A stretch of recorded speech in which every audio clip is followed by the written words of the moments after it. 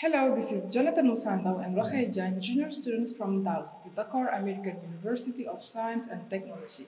We are here today to talk about the very important ecosystem engineers, commonly known as seagrasses.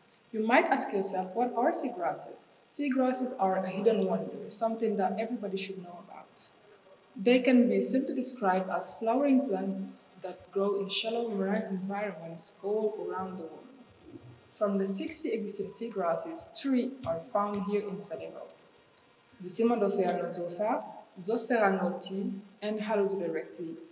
The agents of the Ermine protégé of Joal are the ones in charge of its preservation in that area.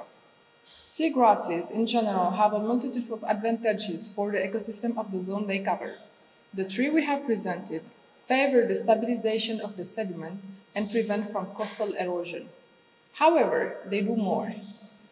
Seagrasses are ecosystem engineers because they roughly change the environment in which they are found, creating unique habitats for the living creatures and becoming biodiversity hotspots for a wide range of wonderful marine wildlife. By doing so, they condition the salinity as well as the pH level. As for some of them, due to structural form, water turbidity level is maintained to allow sunlight penetration, which is essential to the photosynthesis cycle. Therefore, naturally, they serve as buffer for the pH and filter for the pollutants. They stabilize the sea bottom and maintain water quality, reduce carbon dioxide emission, and provide food and vital shelter for the marine organisms. They support local economies as well. It's a fantastic life giver, a heaven for wildlife, and protects our coastlines. One of our most productive ecosystems are the seagrasses, but unfortunately, these are nowadays a fragment of what they used to be. The great challenges for seagrass ecosystem is that they are challenged globally today. And here in Joal, we used to see them above the water, and then they have completely disappeared from what we heard from some of the agents. And we have two major problems, two major factors that are causing the disparition of seagrasses. The first one is anthropogenic effect, and the second one is due to climate change. Now, for the anthropogenic one, what we've seen is that they come from sediment loading, and at the same time, because of the effect of eutrophication. What is sediment loading? Sediment loading is just the suspension of chemical particles above the water. That is causing turbidity and the weaken of irradiation, so that seagrasses are not receiving light as they used to. Because of seagrasses, of the biodiversity and the taxonomy, how they live inside the water, seagrasses actually do need light, and light is part of what is making the photosynthesis to work. If there's no light anymore, we could just eliminate the fact of that the photosynthesis is not going well. What is sediment loading? Sediment loading is the transportation of sediment which are suspended above the water. And it contains some chemical particles that will prevent of the light to get inside the water. Also, we talk about eutrophication. Eutrophication is the fact that we have industrialization zone around the coastal zone.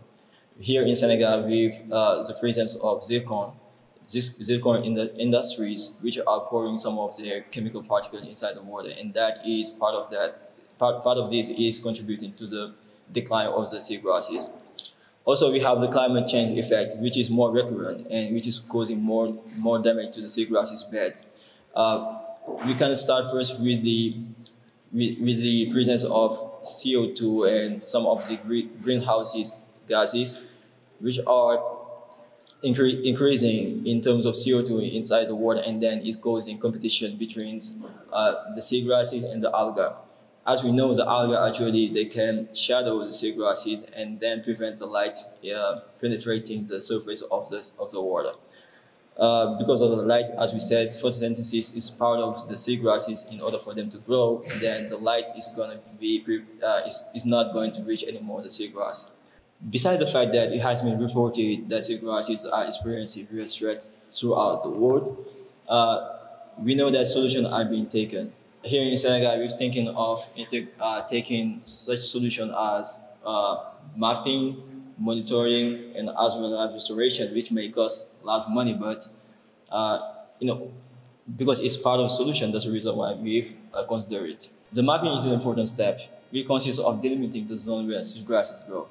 Moreover, it is done annually, where people are being deployed in the zone. That is a traditional way of people to doing it so far right now. And then we have the monitoring, which consists actually to gather data, information of the pH level, the salinity, as well as the turbidity level, and to send it to the cloud where people can see it and analyze it at the same time to know at the present time what is the real state of the seagrasses in the water. And also we prevent, as we said, restoration is part of the solution that we want to provide, and which might cost very expensive. It will consist of taking some seedling and then trying to restore it with the damaged seagrasses that we already have in the local zone. Then I will let Dr. just continue on. What I might add to that is that only 30% of the restoration and transplantation programs have been successful worldwide. Now, since DAOS is a technological university, we would like to use that in order to solve those problems. The monitoring and the mapping sections, which were operated traditionally, will now be applied using technology in order to save more time and gain energy. Thank you.